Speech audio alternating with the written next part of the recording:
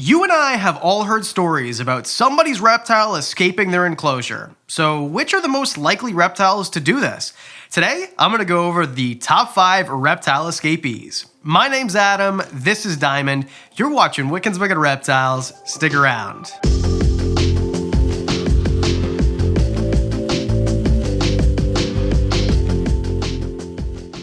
Two pieces of housekeeping before we start. Escapes are almost always your fault. So we're gonna go over how to prevent this. And also I'm talking about escapes from an enclosure where you then find the animal in your home later on, not like escaping into the wild and creating an invasive species or anything like that.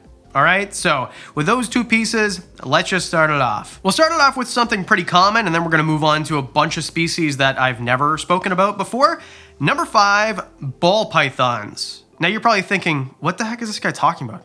Ball pythons? Yes, ball pythons. It seems ridiculous to any of us who have been keeping ball pythons forever, but it does happen. I think the reason I get my ball python escaped than any other animal is because there's just more ball pythons than most other animals because they're so common and they're such great pets. I mean, I've done a lot of videos about why they're bad pets, and then I turn it and make you realize they're awesome pets. But it makes sense, right? You get a lot of these, why is my ball python gone? How do I escape? How do I escape? The ball pythons are writing me with their tails. How do I escape? How do I find my ball python? Why did it escape? It's almost always your fault. And this is a slow species, so I would think, personally, this would be like the least likely one. Now, with that said, a few months ago, I talked to you about how my ball python Pikachu escaped and how that happened. Guess how? Dum-dum. I left the bin this much unopened. It was my fault. It was a lapse in judgment. It is completely my fault. And he slithered out of it, and you know where I found him? Right in that snake rack beside that bin where he belongs. What a good boy. But here's the problem. Like Pikachu did, sometimes you get behind the rack and you push out other bins, and now you've got a bunch of escapees. Now I've got like the silliest bunch of goobers of ball pythons because like 3 or 4 of them, the bins were pushed out, and the snakes are just kind of looking at me like, do you have food? What are we doing here? Why are you opening this? They just didn't go anywhere. So to prevent this, all you have to do is, as you're at the door, you walk out of the reptile room, turn back around and look and make sure that none of them are pushed out. Look at your rack before you walk away. Look at your stack of enclosures before you walk away. If you have a fish tank with a screen lid, make sure that those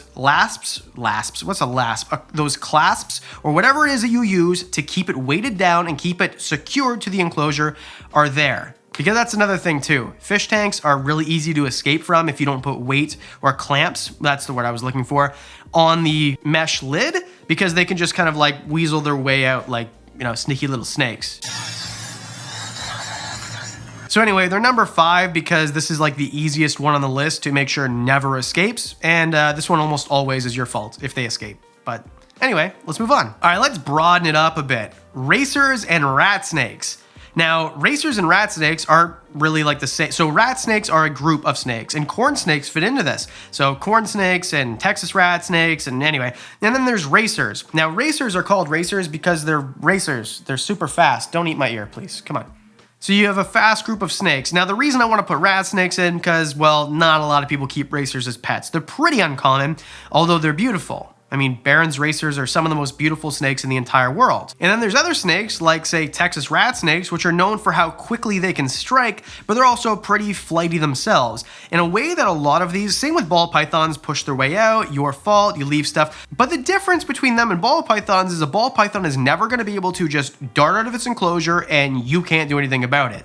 A racer, or a rat snake, a fast type of rat snake, if you open the enclosure to clean it out, boom, they're gone. And now they're halfway across the room. Now, most species aren't this fast, but some of them are. So I think that with very fast species of snakes, those are the ones that are hard to find if they get out of the enclosure. Snakes can hide in very tiny holes. They might even find a spot underneath a counter that you didn't even know existed, a small spot in the baseboard where they can get behind it and get into the drywall. It is very difficult to find slender snakes like these colubrids.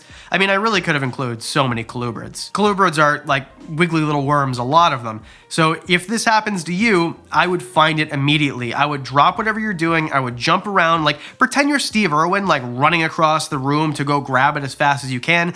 because once it's out of your sight, you lose a giant a giant percentage chance that you're going to catch it. It's just, as soon as it's out of your sight, best of luck. Not saying you can't find it. I'm just saying it becomes a lot harder. Just one more tip before we move on. I recommend always having a hook around because it has a longer reach than you. So if it's just out of your reach and you can't grab it, use a hook to corral it back into you and kind of grab it that way. So I always have a hook, not only because it's safer, you can watch a video about that, how not to get bit by snakes right here, but also it just extends your reach if you need it. All right, let's move on to something I've never spoken about before on the channel. Number 3, emerald swifts. Now, this is not the most common lizard. Actually, it used to be more common when I was a kid. I saw these in some of the pet stores around here. They're almost always wild caught, which is why I don't talk about them. I'm not saying wild caught stuff is always bad. It's just almost always better to have something captive bred. But I would say 9 times out of 10, if you find one available for purchase, it's likely going to be something that was brought in from the southern extremes of Mexico, parts of Central America. They come from very high elevations in like these rainforest type settings. So they're very interesting. They're very colorful. They're kind of, to me, the males especially, because they're the more colorful ones, they kind of look like spiky jeweled lacerdas in a way. And these are very fast. They are super fast. I don't know if that's where they got the name Swift, but it makes sense because they're tiny, which is another factor too. I'm talking like 7-8 inches, somewhere around there. And once they're gone, dude, they're gone. It's just gonna be very hard for you to actually find them, for you to locate them, and then they can get away from you super fast.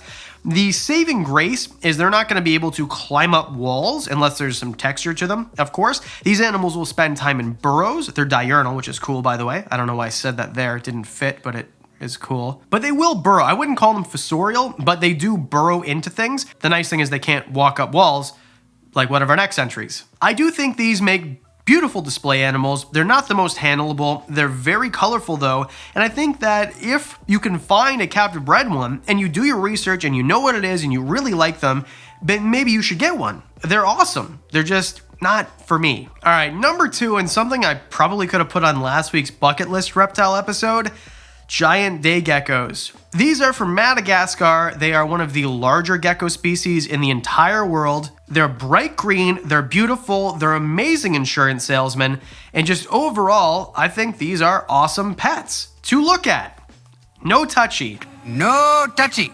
No touch. Just simply because, well, I mean, you can. People do handle them and you can tame them down. But for most people, this is something you stick in a nice arboreal enclosure. You can cohab them pretty easily. A lot of people do that. You can even have them in paludariums with other types of frogs and things. Obviously, watch a video like this one first before you just go and shove a bunch of species into a paludarium. But at the end of the day, these are a nice, green, beautiful looking gecko. Again, thanks to Niagara Exotics for letting me walk in there and shoot your awesome paludarium with these guys. But they have unique ways to get away. These really should be number 1. If I'm talking about animals that are adapted to escape, these guys are way up on the list because not only are they fast, I'm talking about super fast, and they can climb up walls because they have those sticky pads that they can climb up things, so they can climb up surfaces. So you might find one up on your ceiling or up high where you can't get it, something like that. But also, they have 2 cool adaptations. 1, they can break their tail off, which isn't unique. A lot of animals can do this. A lot of animals can break their tail off and flee. These guys can break it off in segments, so maybe just the tip, at the base, wherever, and they do grow them back. But also, they can rip their skin to get away from you. So if you have it too tight, it'll just shed its skin. Not shed like the skin like where you see the shedded skin. Oh my goodness, I'm so good at this. I'm talking about rip the skin off, not like a skin shed of a snake that you find in there. You know, you wake up and you find a skin shed of a snake. Why do I continue to try to explain this? Here's a picture. This is what I'm talking about. So they can get away from you. It's like a flag. You're playing flag football and you grab the flag and it rips off. That's kind of what their skin can be like if they choose, if they want to get away from you. And did I mention they're fast? So you open the enclosure, you put in their food, boom, they're gone. Good luck catching them. It's just very difficult. Now, I'm not trying to villainize any of these. None of them are demons. None of them are bad pets. I just think that they're escape artists. They are. But if I had to get a bigger gecko, then I would probably get this, just because they're beautiful. Now, I have cresteds and I have chihuahuas and I have other species, but I just think that these have a certain look to them that is just vibrant and beautiful, and they're from a different part of the world. I don't know. I think that they're amazing. I've always loved them, and not just because of the Geico commercials. In general, I wonder if I put the ad after this and it's going to be a Geico ad because I said so. Anyway, let me know in the comments. That'd be hilarious. Giant egg geckos are awesome. Just make sure you keep an eye on them because it'll be hard to find them if you don't, or catch them. Super hard to catch. All right, let's move on to number 1 escape artist, and something you definitely do not see coming. Write in the comment section, which is number 1. I'll give you a second here.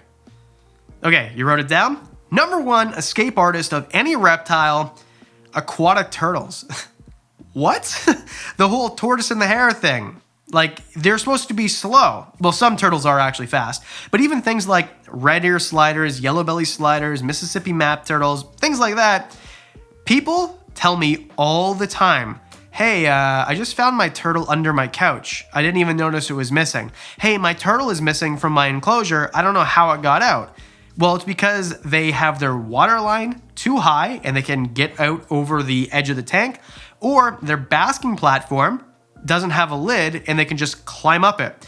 I know this because I was guilty of this. The part of reptile keeping, by the way, is learning from your own mistakes, because someone said to me, I'm like, hey, if I don't put a lid on this basking platform, like, is it going to be okay? Oh, dude, you'll never find your turtle out. Okay. All right. Well, guess what? I made one out of egg crate. I left it open, and Buggy was just underneath one of the pieces of furniture in the reptile room one day. Now, I had these turtles for over a year at this point and had no issues whatsoever. I knew to keep the water line below. I just figured they wouldn't. And sure enough, he did, and there was a little ledge behind there, and he must have went on there and then onto the floor. There was no damage to his shell. He didn't look like he was surprised. He just kind of like stuck his head out like, turtle, you know? And then that was it. I picked him up, and I put him back in the enclosure, and now we have a different type of basking platform for him because I don't want to have that happen again. This is a way that you could injure your turtle. Your turtle could get injured, even though they have that robust shell. If they fall on hardwood, I mean, that could really damage them. So don't do this, obviously. Make sure that you can have a secure enclosure for any species. But turtles are the ones that I wanted to put for number 1 because, believe it or not, of all the messages I get, it's always either ball pythons, leopard geckos sometimes, but those are so easy to not escape. I mean, that's definitely your fault.